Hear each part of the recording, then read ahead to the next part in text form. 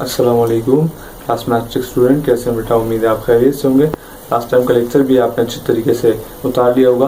Last time के lecture के अंदर बेटा हमने सेट की डेफिनेशंस को डिस्कस किया था और साथ साथ ही हम लोगों ने जो है कुछ इंपॉर्टेंट सेट्स जो है नंबर के पढ़े थे।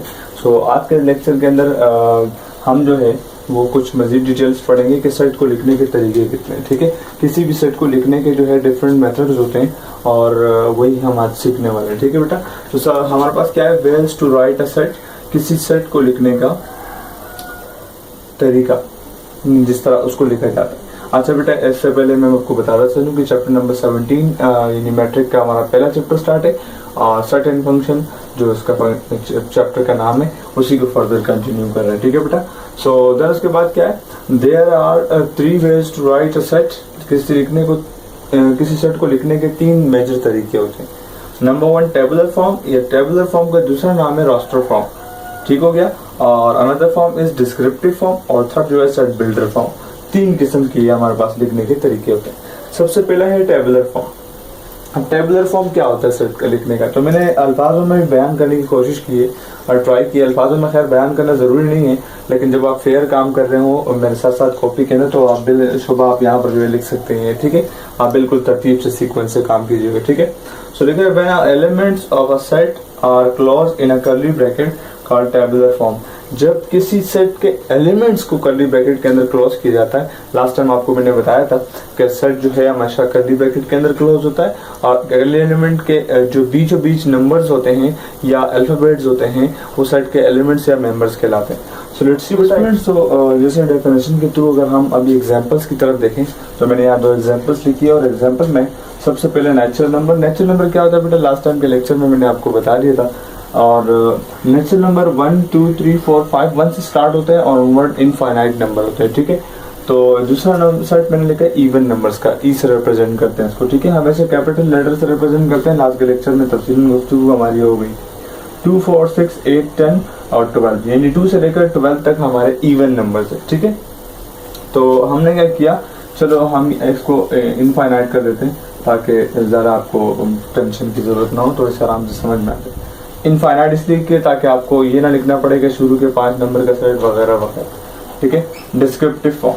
अब डिस्क्रिप्टिव फॉर्म हमारे पास क्या होती है, जब when a set is described in a English sentence called descriptive form of a set. जब आप किसी सेट को एक जुमले में बयान कर दें इंग्लिश सेंटेंस के अंदर, तो वो हमारे पास क्या कहलाता है, वो हमारे पास डिस्क्रिप्टिव फॉर्म कहलाता है उस सेट को लिखने का। मिसाल के तौर पर मैंने ये एग्जाम्पल लिखी है एंड वही नेचुरल नंबर है, लेकिन अब मैंने ये कर्ली ब्रैकेट और एलिमेंट्स नहीं लिखे, बल्कि मैंने इसकी जगह क्या लिखा है, the set of natural numbers. ठीक है, the set of natural numbers. और दूसरा even number, the set of even numbers. अगर इन केस ऐसा होता कि हमारे पास ये इनफाइनाइट नहीं होता, ये 12 तक होता, तो इसकी जगह हम फिर क्या लिखते हैं, the set of even, the set of first 5 6 even number, 1 2 3 4 5 6 even number से। तो आप यहाँ लिखते the set of first 6 even number. अगर 5 एलिमेंट होते इवन में, तो हम क्या लेते the set of first 5 even numbers. ठीक है, इस तरह इंग्लिश सेंटेंस के अंदर डिस्क्राइब करते हैं। तो मैंने डायरेक्ट इनफाइनाइट सेट लिख दिया, इसलिए मैंने इसकी एग्जांपल लिखी। सो बेटा इसको फेयर कर लेना तरतीब से, यहाँ से स्टार्ट करना ऑनवर्ड यहाँ तक। इसकी थर्ड फॉर्म अभी रहती है सेट बिल्डर फॉर्म, वो डिस्क्राइब करते हैं। उसके बाद कुछ इंपॉर्टेंट सिंबल्स आपको बताऊंगा, उसको फटाफट से बेटा नोट डाउन कर ले। शाबाश, 2 फॉर्म हमने डिस्कस कर ली। अब जो है हम थर्ड फॉर्म यूज़ कर रहे हैं या हम इसको समझ रहे हैं कि सेट बिल्डर फॉर्म जो होती है, सेट को लिखने का जो तीसरा तरीका है वो क्या है दरअसल। ठीक है, वो हमारे पास है सेट बिल्डर फॉर्म। और बिल्डर फॉर्म को लिखने का एक स्पेसिफिक जो है वो क्राइटेरिया होता है, थोड़ा से हमारे पास सिंबल्स होते हैं उसके अंदर। ठीक है, जैसे मैंने यहाँ पर कुछ सिंबल्स लिखे हैं और कुछ सिंबल्स जो है इसके अंदर मैं आपको डिफाइन कर देता हूँ। कुछ इसके अंदर भी मौजूद हैं और कुछ जो है इसके अंदर तभी आपको पढ़ना आएंगे जब आप उसको समझ लेंगे। ठीक है बेटा, जैसे यहाँ पर मैंने 1-2 सिंबल जो है वो कम लिखे हैं, तो मैं यहाँ लिख देता हूँ इसके अंदर। जैसे मिसाल के तौर पर मैंने यहाँ बिलोंग्स टू जो है वो नहीं लिखा, और साथ में ये सच दैट और साथ साथ मैंने ये एंड। ठीक है, सो चलो स्टार्ट करते हैं बेटा।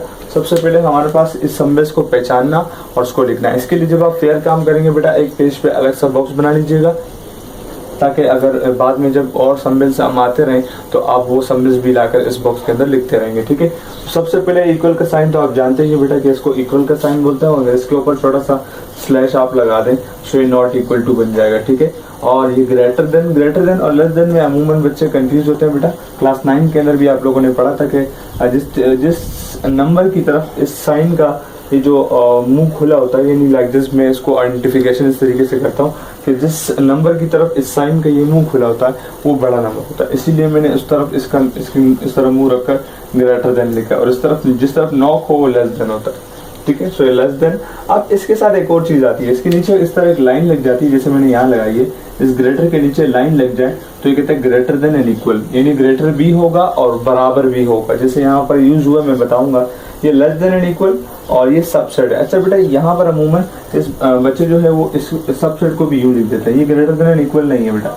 सबसेट जो है वो या तो यू लिखते हैं, यू जो है इसको लिटा देते हैं, इस तरह यू की तरह बनाते हैं, वी की तरह नहीं। ठीक है, जबकि इसके अंदर ग्रेटर देन लेस देन की तरफ वी की तरफ आता है। इसके अंदर इक्विवेलेंट जो हमारे पास होता है बेटा, इक्विवेलेंट क्या है, ये इक्विवेलेंट सेट का सिंबल है लाइक दिस, और ये यूनिवर्सल सेट का है, ये पावर सेट का है, और जैसे मैंने आपको बता दिया ये बिलोंग्स टू इसको पढ़ते हैं बेटा, ये ई की तरह होता है लेकिन ई नहीं होता। ठीक है, ये सच दैट और ये एंड। तो अब आज अगर सेट बिल्डर फॉर्म में इस तरह की कुछ सिंबल सेट बिल्डर फॉर्म के अंदर नजर आ रही होगी आपको, तो सेट बिल्डर फॉर्म को पहचानना बड़ा आसान है कि आप इजीली जो है इस सिंबल्स के थ्रू उसको आसानी से समझ सकते हैं। अगर ये सिंबल्स वगैरह आपको किसी सेट के अंदर नजर आ जाए, यानी कर्ली ब्रैकेट लगी हुई तो हो लेकिन अंदर एलिमेंट के बजाय आपको सिंबल्स या कोई फंक्शन जैसा नजर आ रहा हो, तो that will be set builder form. तो पहले रेशनल नंबर क्या है, जैसे मैंने आपको लास्ट टाइम के लेक्चर में एक्सप्लेन कर दिया था कि एक्स सच दैट एक्स ये जो स्लैश इसको सच दैट पढ़ा था मैंने अभी बता दिया। देन पी अपॉन क्यू, यानी एक्स जो है वो इक्वल हो या इसकी फॉर्म में हो पी अपॉन क्यू की शक्ल में, एंड क्यू बराबर 0 के ना हो, एंड पी और क्यू जो है दोनों बिलोंग करते हो यानी ताल्लुक रखते हो किससे, इंटीजर से, इस तरह की शक्ल। एग्जैक्टली सिमिलरली मैंने ए का कोई भी एक सेट बना लिया कि x such that x belongs to natural number, यानी इसके अंदर जो नंबर है वो नेचुरल नंबर का सेट हम बना रहे हैं, और वो हमारे पास एक्स की वैल्यूज 15 और 15 तक है, यानी 15 से छोटी भी है और 15 भी साथ शामिल है। ग्रेटर देन एंड इक्वल यहाँ इस्तेमाल किया मैंने, और x जो है वो लेस देन एंड इक्वल भी है 1 यानी 1 से लेकर 15 तक तमाम नेचुरल नंबर। और ये b का मैंने एक सेट बनाया y such that y belongs to even number, और इवन नंबर y है, y कितने हैं 12 से लेकर, यानी 12 से छोटे भी हैं, y जो है वो छोटा है, इसका मतलब ये 12 से छोटे भी हैं और बराबर भी हैं। इसका मतलब ओवरऑल ये सेट जो है 2 से लेकर 12 तक तमाम इवन नंबर का सेट, जैसे मैंने आपको लास्ट अभी उसमें बता दिया डिस्क्रिप्टिव में और टेबुलर फॉर्म में। ठीक है बेटा, सो इसको set builder form third form है, इसको नोट डाउन कर लीजिएगा और इसका अलग सा बॉक्स बना लीजिएगा। ठीक है बेटा, सो वीडियो ज़्यादा लंबी ना हो इसीलिए आज के लेक्चर में इतना ही। इंशाल्लाह आपको उम्मीद समझ में आ रहा होगा, और हम थोड़ा थोड़ा करके अपने सिलेबस को कंटिन्यू रखेंगे, कोई जल्दी नहीं है लेकिन समझ आना बहुत ज़रूरी है। ठीक है, और आप फिर भी साथ साथ करते रहेंगे काम, तो इसलिए आपके लिए बेनिफिशियल है कि कम काम होगा तो आप आसानी से कवर कर पाएंगे। ठीक है बेटा, सो अगर आपने अभी तक हमारे चैनल को सब्सक्राइब नहीं किया तो बेटा चैनल को सब्सक्राइब कर दें, लाइक करना मत भूले बेटा। आप लोग लाइक भी नहीं करते, हम आपके लिए इतनी मेहनत करते हैं लेकिन आप लाइक तक नहीं करते, और प्लस आप इस वीडियो को अपने तमाम उन दोस्तों के साथ ज़रूर शेयर करना है जो अभी 9 से मैट्रिक में आए हैं। सो उनका इससे फ़ायदा हो जाएगा, क्यों, क्योंकि जून जुलाई की छुट्टियां हो गई है बच्चों की, सो आप इजीली कोर्स के साथ अटैच रहेंगे, और जब 2 महीने के बाद इंशाल्लाह वो खुद को पाएंगे तो बाकी बच्चों के बनस्बत वो बहुत अच्छे होंगे। ठीक है बेटा, सो आप उम्मीद है लेक्चर आपको समझ में आ गया होगा। मिलते हैं इंशाल्लाह नेक्स्ट लेक्चर में, तब तक के लिए मुझे इजाज़त दीजिए, अल्लाह हाफिज़।